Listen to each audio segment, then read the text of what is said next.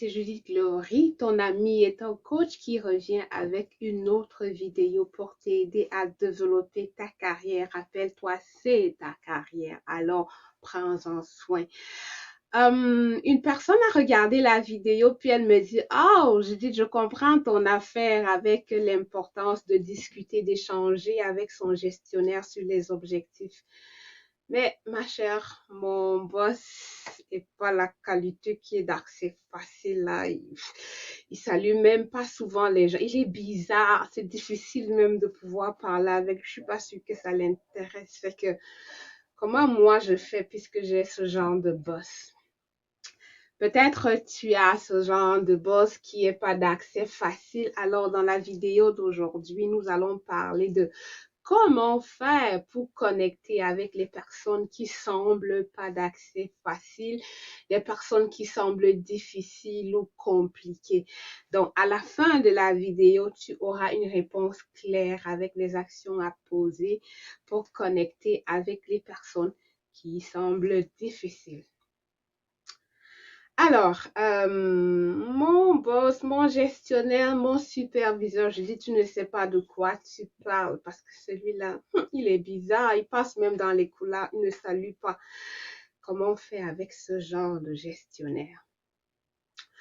En général, quand on a ce genre, quand on vit avec ce type de personne, comme superviseur, il n'y a pas beaucoup de feedback, il n'y a pas beaucoup d'interaction. Fait que c'est pas évident de savoir si ton gestionnaire est satisfait de la qualité de ton travail, de tes performances. C'est un peu quand même difficile de s'évaluer puis de s'améliorer parce qu'il n'y a pas autant d'interaction que ça. Conséquence, il y a souvent beaucoup de désillusions lors des revues de performance. Oui. Dans une des vidéos, j'en parlais, une personne qui pensait qu'elle faisait ce qui était attendu d'elle. Elle pensait qu'elle faisait même plus que ce qu'on attendait d'elle, mais elle a eu en fin d'année n'atteint pas les objectifs. Comment cela a pu arriver? Il n'y avait pas comme des moments de connexion, d'arrimage avec son gestionnaire.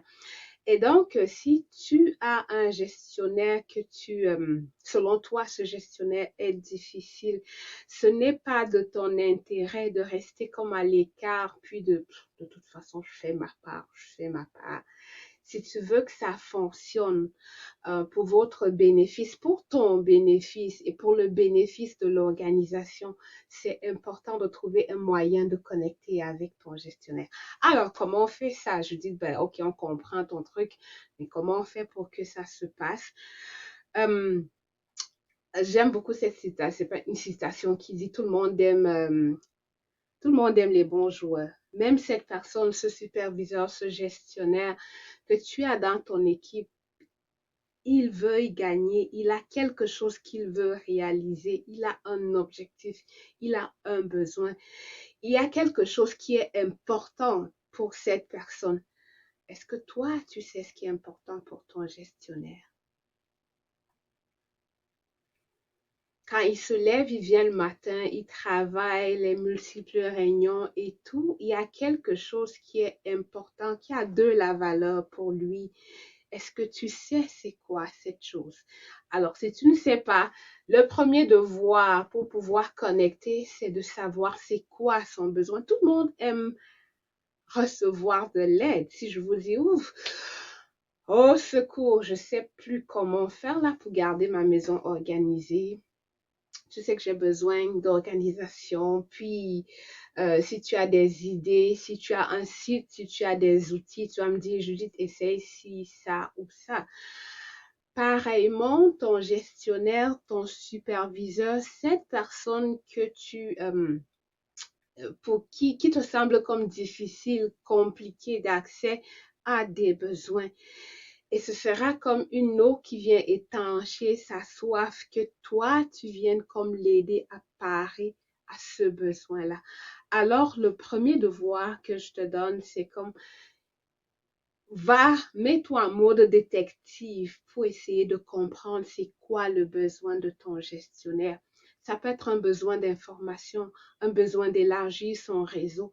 Peut-être il y a même des pressions sur lui. Essaie de comprendre son besoin et quand tu as compris son besoin, donc premièrement, essaie de comprendre son besoin. Ensuite, deuxièmement, qu'est-ce que moi j'ai qui pourrait l'aider à combler ce besoin? Est-ce que je connais des gens? Est-ce que je connais des outils? Qu'est-ce que j'ai? Et parfois, dans ce deuxième point, qu'est-ce que moi je peux faire? Qu'est-ce que je peux faire pour offrir? Souvent, les employés se disent, oh ben, moi, j'ai pas grand-chose là, je connais pas du beau monde, mais c'est pas tout à fait vrai.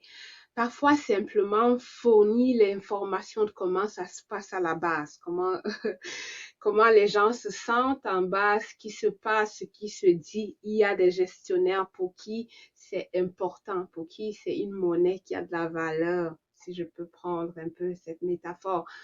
Fait que mets-toi en mode détective, qu'est-ce qu'il a de besoin et qu'est-ce que moi j'ai que je peux lui apporter. La deuxième approche, c'est essayer d'identifier, on est toujours en mode détective, quel est le style de ton gestionnaire.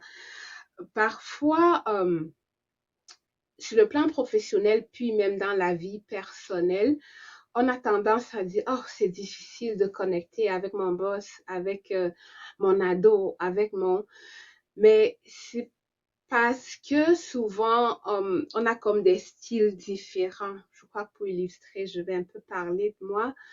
Euh, j'ai une adolescente, si on prend les types de personnalités disques, rouge, vert, jaune et bleu, pour les personnes à tendance directive, à tendance innovatrice, à tendance serviable, sociable, puis à tendance qualité, conformité.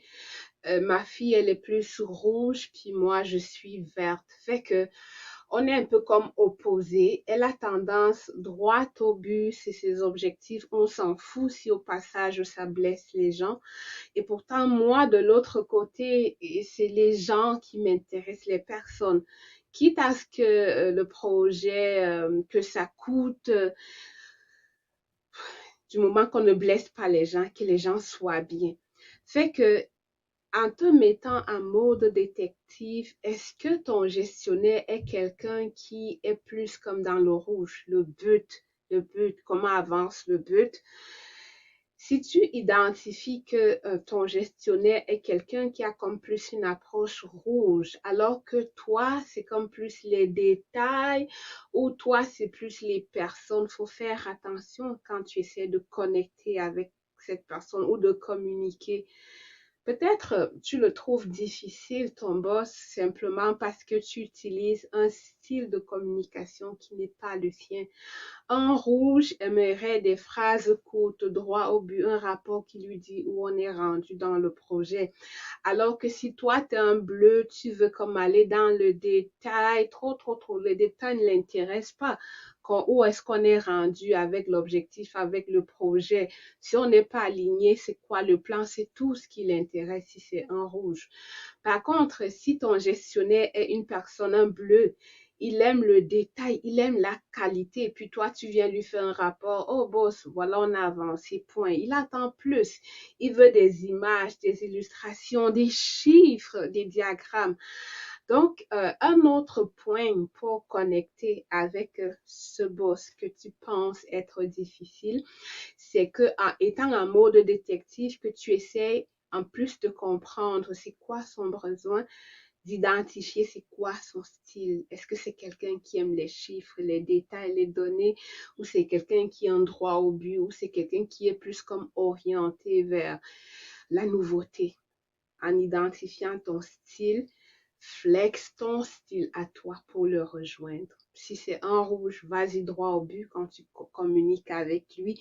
Si c'est un bleu, quelqu'un qui aime les détails, donne-lui les détails quand tu lui fais les rapports, quand tu lui fais des courriels, quand tu communiques avec lui. Je suis sûre qu'en essayant ces 3 points que j'ai cités, te mettre en mode détective, c'est quoi son besoin, c'est quoi son style. Ensuite, deuxièmement, qu'est-ce que moi, je peux lui apporter? Qu'est-ce que j'ai qui peut l'aider avec son besoin? Qu'est-ce que moi je peux faire pour adapter ma communication, ma façon d'interagir avec lui pour rejoindre son style? Si tu appliques ces quelques astuces, je suis sûre que tu pourras voir par toi-même euh, que la connexion devient possible et que c'est peut-être le début d'une belle amitié que je souhaite comme pour la vie là. Mais je suis curieuse de savoir si tu essayes ces trucs, ces conseils, ces astuces, viens partager comment ça se passe. Et si tu as entendu parler tantôt de le style disque, si tu es intéressé d'en apprendre un peu plus sur les types de personnalités, il y a un lien en bas pour une petite formation là sur l'introduction au disque pour facilement là, arriver à détecter quel type de personnalité sont les gens avec qui tu interagis chaque jour, à la maison, au travail. Le lien est en bas. Et comme à l'habitude, si tu veux comme du coaching plus spécialisé, plus personnalisé ou on quitte du général, voilà comment connecter avec ton gestionnaire où on parle de ton cas précis, ton gestionnaire, comment il est, comment tu interagis avec lui, puis on fait un plan pour voir comment améliorer ta relation, ta connexion avec ton gestionnaire sans toi libre d'utiliser le formulaire pour booker une session de coaching pour voir si un fit. J'espère que tu sais maintenant comment faire pour pouvoir connecter avec ton gestionnaire ou avec un collègue, un père, un superviseur que tu trouvais difficile. La réponse est simple. Mets-toi en mode détective pour apprendre c'est quoi son besoin et toi, qu'est-ce que tu peux apporter pour l'aider à répondre à ce besoin. Découvre son style et flex ton style à toi pour rejoindre le sien.